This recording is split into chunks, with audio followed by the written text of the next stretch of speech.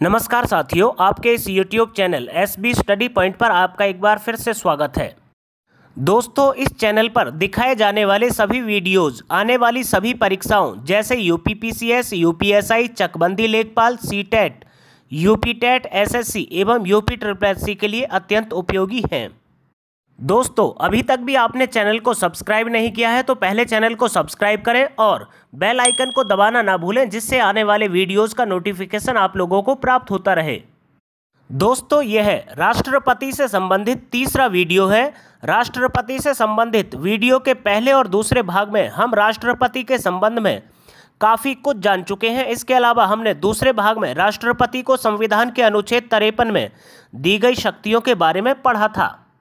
आज के इस वीडियो के माध्यम से हम राष्ट्रपति के संबंध में कुछ ऐसे तथ्यों को जानेंगे जो आने वाली सभी परीक्षाओं के लिए अत्यंत महत्वपूर्ण है। साथियों, यह वीडियो आने वाली सभी परीक्षाओं के लिए अत्यंत उपयोगी साबित होगा, इसलिए चैनल पर बने रहें और वीडियो को अंत तक देखें। जैसा कि हम जानते हैं, हमने वीडियो के दूसरे भाग में राष्ट्रपति की शक्तियों के बारे में पढ़ा था और उसी के अंतर्गत यह जाना था कि राष्ट्रपति को कुछ विवेकाधीन शक्तियां प्राप्त हैं, जिनका प्रयोग वह अपने विवेक के आधार पर करता है।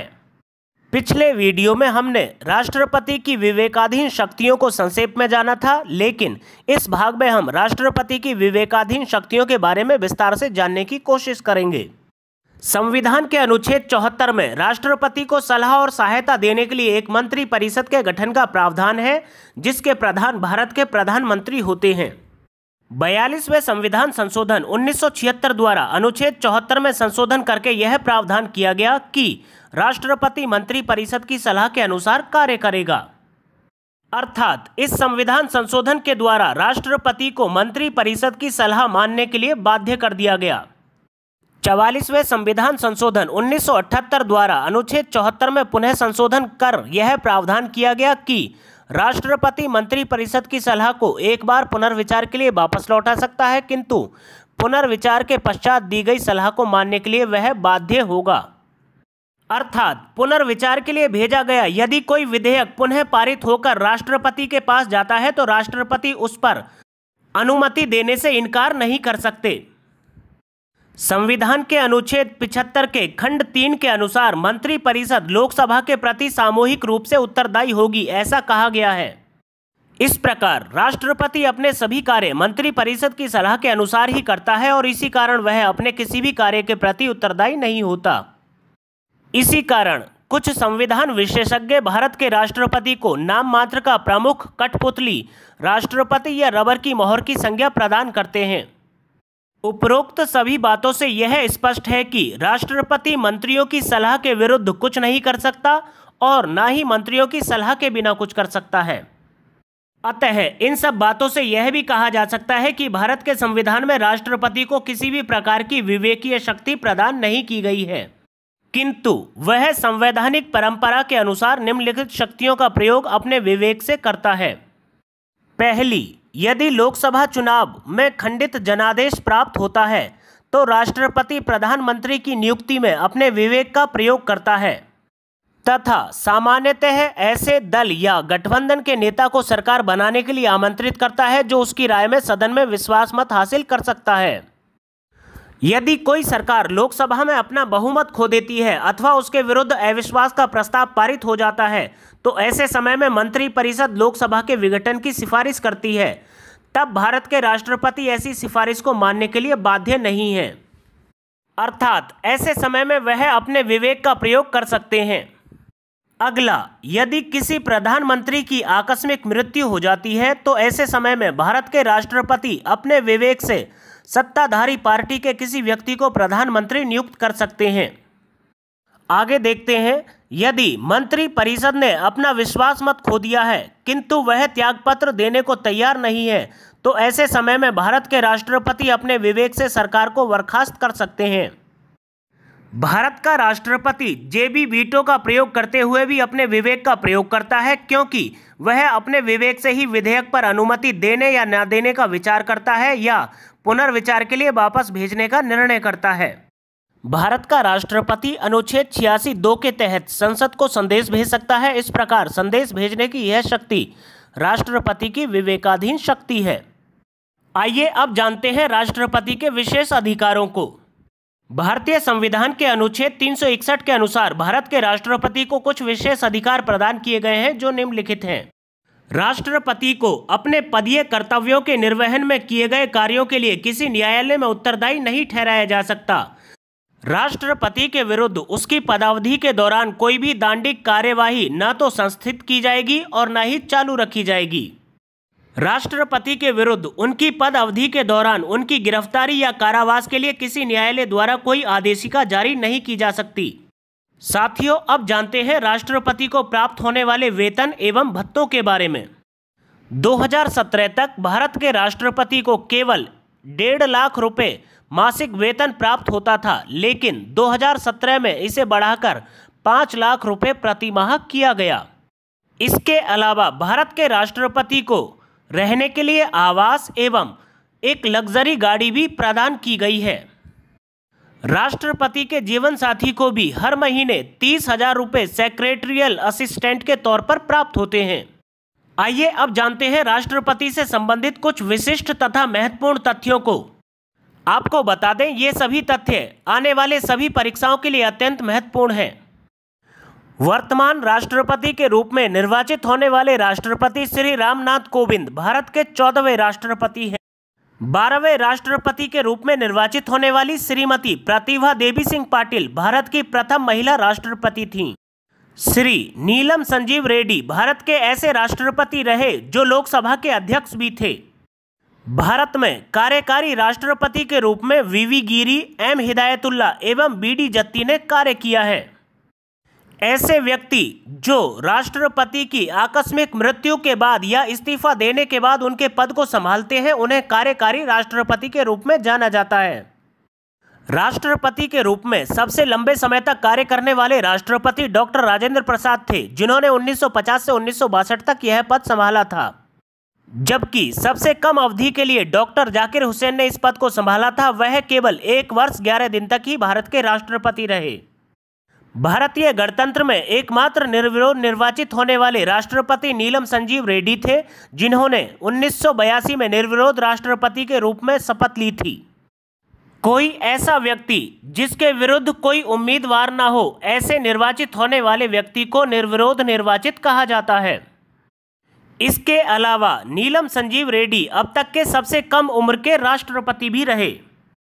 डॉक्टर वीवी गिरी भारत के एकमात्र ऐसे राष्ट्रपति हैं जिनको द्वितीय चक्र की मतगणना के बाद सफलता प्राप्त हुई।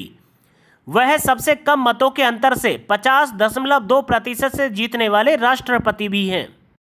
आपको बता दें, किसी भी व्यक्ति को राष्ट्रपति निर्वाचित होने के लिए मतों का कम से कम 50% प्लस 1 प्राप्त करना अनिवार्य है। जब तक किसी व्यक्ति को 50% से ज़्यादा मत प्राप्त न हो, तब तक कोई भी व्यक्ति भारत के राष्ट्रपति के रूप में निर्वाचित नहीं किया जा सकता। डॉक्टर वीवी गिरी ही एकमात्र ऐसे राष्ट्रपति हैं जिन्होंने कार्यवाहक राष्ट्रपति के पद से त्यागपत्र देकर राष्ट्रपति का चुनाव लड़ा था। एम हिदायतुल्ला सर्वोच्च न्यायालय के ऐसे प्रथम न्यायाधीश हैं जिन्होंने भारत के कार्यवाहक राष्ट्रपति का पदभार ग्रहण किया था। इसके अलावा यही एकमात्र ऐसे व्यक्ति हैं जिन्होंने भारत के तीनों सर्वोच्च पद यानी भारत के राष्ट्रपति, उपराष्ट्रपति एवं सर्वोच्च न्यायालय के मुख्य न्यायाधीश के रूप में कार्य किया है। आपको बता दें, भारत के राष्ट्रपति का सरकारी आवास राष्ट्रपति भवन कहलाता है। इसे 1950 तक वायसराय हाउस कहा जाता था। इसका डिजाइन ब्रिटिश वास्तुकार एडविन लुटियंस ने तैयार किया था। नई दिल्ली में जिस स्थान पर राष्ट्रपति भवन स्थित है उसे रायसीना हिल के नाम से जाना जाता है। राष्ट्रपति भवन इंडिया गेट के ठीक सामने स्थित है।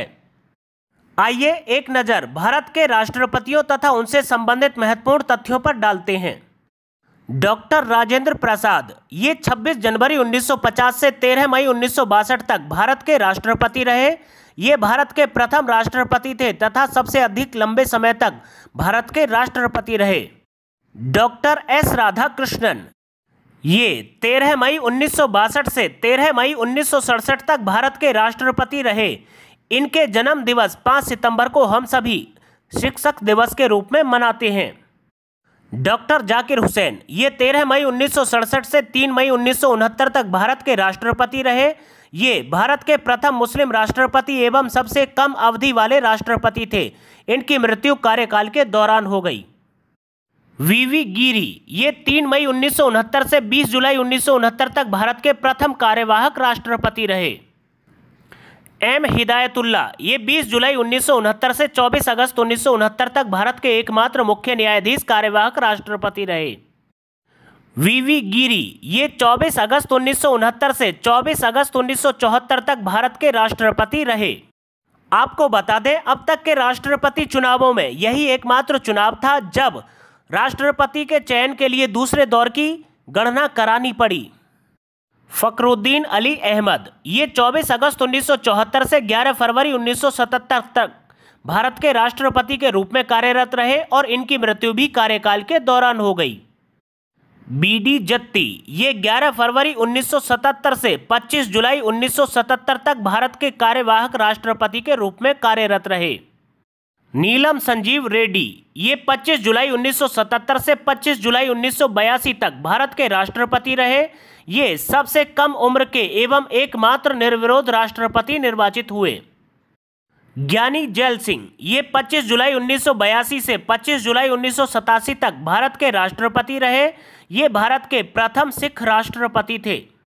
आर वेंकट रमन ये 25 जुलाई 1987 से 25 जुलाई 1992 तक भारत के राष्ट्रपति रहे। ये सर्वाधिक उम्र के राष्ट्रपति निर्वाचित हुए।